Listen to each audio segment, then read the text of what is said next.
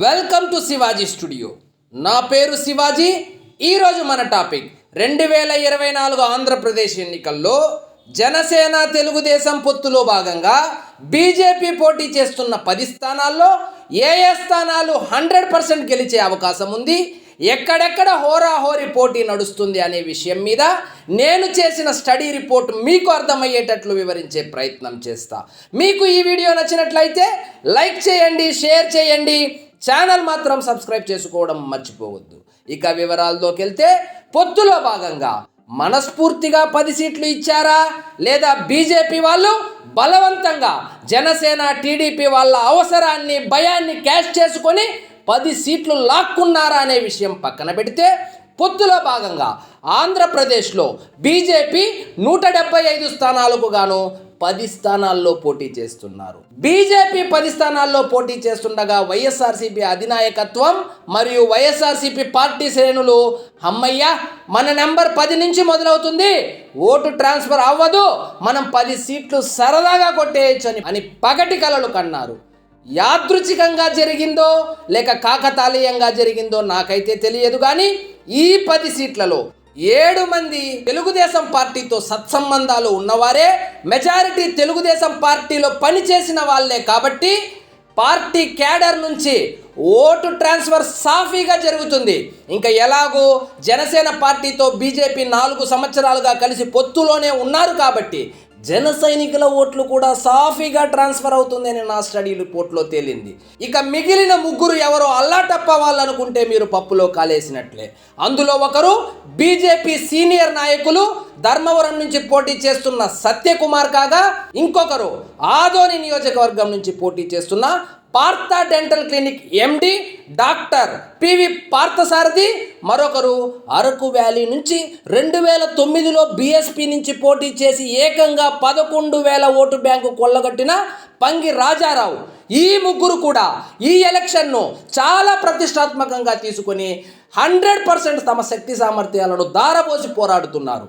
మొత్తంగా చూస్తే బీజేపీ పోటీ చేస్తున్న నియోజకవర్గాల్లో కూడా వైఎస్ఆర్సీపీకి హోరాహోరీ పోరు తప్పదు. ఏకపక్షంగా ఒక్క నియోజకవర్గం కూడా లేదు అని నా స్టడీ రిపోర్ట్లో తేలింది. ఇప్పుడు ఒక్కొక్క నియోజకవర్గం పరిస్థితి ఎలా ఉందో చూద్దాం. ముందుగా ఉమ్మడి శ్రీకాకుళం జిల్లా ఎచ్చెర్ల నియోజకవర్గం నుంచి అధికార పార్టీ వైఎస్ఆర్సీపీ నుంచి గొర్ల కిరణ్ కుమార్, బీజేపీ నుంచి కూటమి అభ్యర్థిగా ఎన్ ఈశ్వర్రావులు పోటీ చేస్తున్నారు. వీరిద్దరి మధ్య హోరాహోరీ పోరు నడుస్తుంది. నా స్టడీలో ఎచ్చెర్ల నియోజకవర్గం నుంచి బీజేపీ అభ్యర్థి ఎన్ ఈశ్వర్రావు గెలుపు ఖాయమని తేలింది. ఇందుకు ప్రధాన కారణం ఈ నియోజకవర్గంలో తెలుగుదేశం పార్టీకి బలమైన క్యాడర్ మరియు ఓటు బ్యాంకు ఉండడము, ఈశ్వర్రావుకు టీడీపీతో సత్సంబంధాలు కలిగి ఉండడము, కూటమి నాయకులు ఏకతాటిపై పనిచేస్తుండడము, అన్నింటికి మించి ఆర్థికంగా బలమైన అభ్యర్థి కావడం చేత ఈసారి ఎచ్చెర్ల నియోజకవర్గం నుంచి బీజేపీ అభ్యర్థి గెలుపు తథ్యమని చెప్పగలను. బీజేపీ పోటీ చేస్తున్న మరొక నియోజకవర్గం వైజాగ్ నార్త్. ఇక్కడి నుంచి అధికార పార్టీ వైఎస్ఆర్సీపీ నుంచి కేకే రాజు పోటీ చేస్తుండగా, కూటమి అభ్యర్థిగా బీజేపీ నుంచి విష్ణు కుమార్ రాజు పోటీ చేస్తున్నారు.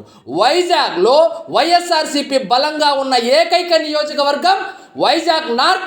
మరియు బలమైన అభ్యర్థి కేకే రాజు పోటీలో ఉన్నప్పటికీ కూటమి బలం, ముఖ్యంగా నియోజకవర్గంలో బలమైన కాపు సామాజిక వర్గం అండదండలతో విష్ణు కుమార్ రాజుకే విజయావకాశాలు ఎక్కువ అని నా స్టడీలో తేలింది. ఇదే నియోజకవర్గం నుంచి జేడి లక్ష్మీనారాయణ పోటీ చేస్తుండడంతో అందరి దృష్టి ఆయన చీల్చే ఓట్ల మీద ఉండగా ఆయన ప్రభావం ఈసారి నామమాత్రమే అని చెప్పవచ్చు. రాష్ట్రంలోనే సంచలనం రేకెత్తించిన మరో నియోజకవర్గం అనపర్తి. ఇక్కడి నుంచి అనూహ్యంగా తెలుగుదేశం అభ్యర్థి నల్లమిల్లి రామకృష్ణారెడ్డి బీజేపీ తరపున పోటీలో ఉండగా, అధికార పార్టీ నుంచి sitting MLA doctor Satti Suryanarayana Reddy పోటీ చేస్తున్నారు. వీరిద్దరి మధ్య పోటీ హోరాహోరీగా ఉన్నప్పటికీ కూటమి బలంతో నల్లమిల్లి రామకృష్ణారెడ్డి అనపర్తి నుంచి స్వల్ప మెజారిటీతో గెలిచే అవకాశం ఉందని నా స్టడీలో తేలింది. ఇక అందరి దృష్టిని ఆకట్టుకుంటున్న మరొక నియోజకవర్గం కైకలూరు. ఇక్కడి నుంచి అధికార పార్టీ నుంచి సిట్టింగ్ ఎమ్మెల్యే దూలం నాగేశ్వరరావు పోటీ చేస్తుండగా, కూటమి తరపున బీజేపీ నుంచి కామినేని శ్రీనివాస్ పోటీలో ఉన్నారు. ఈ నియోజకవర్గంలో కూడా పోటీ హోరాహోరీగా ఉండగా విజయావకాశాలు మాత్రం 50-50 అని నా స్టడీలో తేలింది. రాయలసీమ నుంచి బీజేపీ పోటీ చేస్తున్న మరో కీలక నియోజకవర్గం జమ్మలమడుగు. ఇక్కడి నుంచి బీజేపీ తరపున ఆదినారాయణ రెడ్డి పోటీ చేస్తుండగా అధికార పార్టీ నుంచి sitting MLA doctor M Sudheer Reddy పోటీలో ఉన్నారు.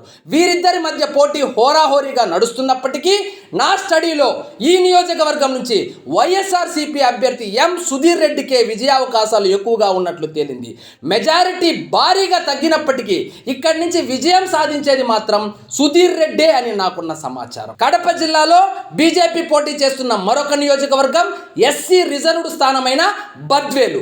ఇక్కడి నుంచి కూటమి తరపున బొజ్జ రోషన్న బీజేపీ తరపున పోటీ చేస్తుండగా అధికార పార్టీ నుంచి సిట్టింగ్ ఎమ్మెల్యే దాసరి సుధా పోటీ చేస్తున్నారు.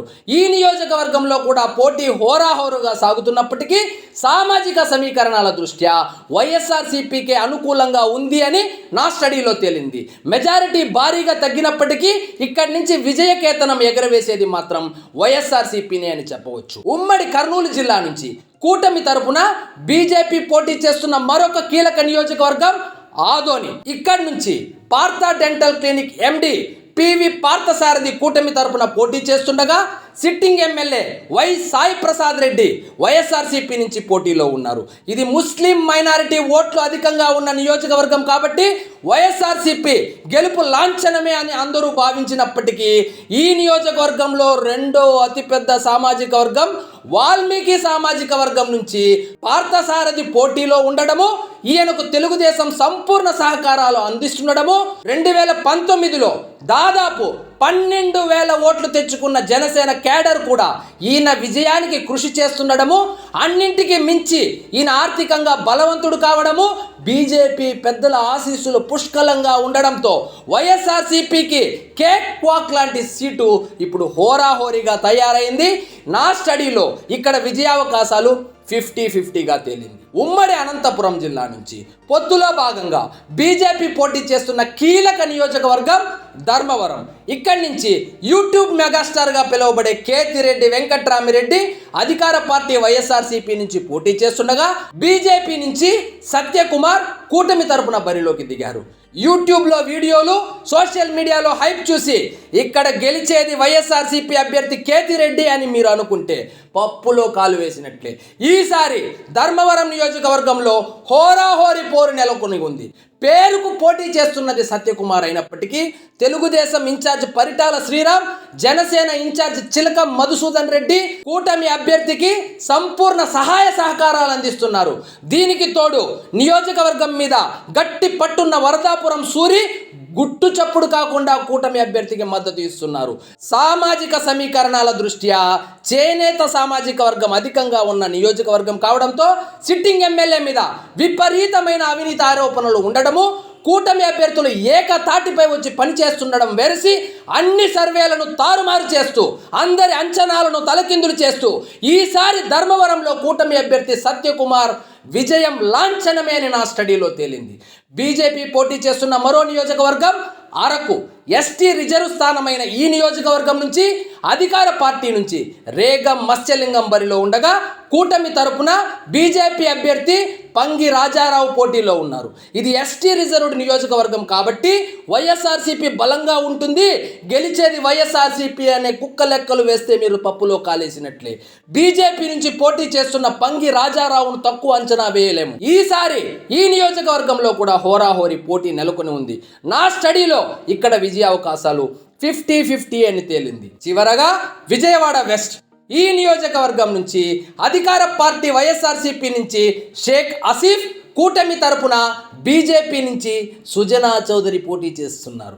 ఇది ముస్లిం మైనారిటీ ఓటింగ్ అత్యధికంగా ఉన్న నియోజకవర్గం కావడము, ఇక్కడి నుంచి బీజేపీ పోటీ చేస్తుండడం, ఎదురుగా ముస్లిం మైనారిటీ అభ్యర్థి పోటీలో ఉన్నాడు కాబట్టి ఇంకా వైఎస్ఆర్సీపీ గెలుపు లాంఛనమే అనుకున్నారు. కానీ నా స్టడీలో ఇక్కడ సుజనా చౌదరి గెలుపు తథ్యమని తేలింది.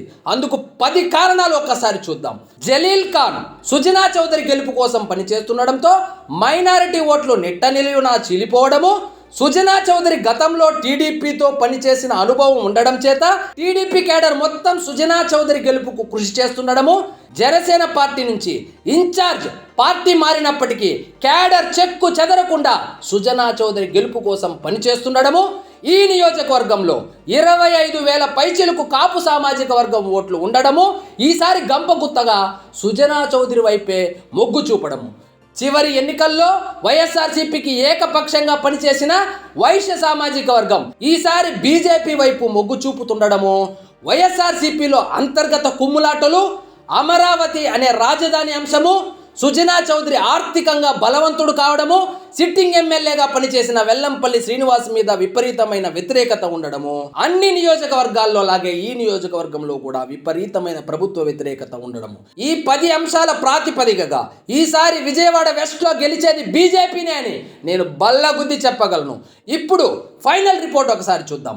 బీజేపీ 100% గెలిచే స్థానాలు Etcherla, Vizag north, Dharmavaram, Vijayawada west, Anaparthi. 50-50 chance ఉన్న స్థానాలు కైకలూరు, అరకు, ఆదోని. 10కి 10 సీట్లు ఓడిపోతుంది అని భావించిన బీజేపీ 5 సీట్లు గెలిచే అవకాశం ఉండడంతో ఇక తెలుగుదేశం ఎన్ని సీట్లు గెలవాలి, జనసేన ఎన్ని సీట్లు గెలుస్తుందో మీ ఊహకే వదిలేస్తున్నా. ఇదండి ఈరోజు మన టాపిక్. మరిన్ని ఇంట్రెస్టింగ్ టాపిక్స్తో మళ్ళీ కలుద్దాం. మీకు ఈ వీడియో నచ్చినట్లయితే లైక్ చేయండి, షేర్ చేయండి, ఛానల్ మాత్రం సబ్స్క్రైబ్ చేసుకోవడం మర్చిపోవద్దు. జై హింద్.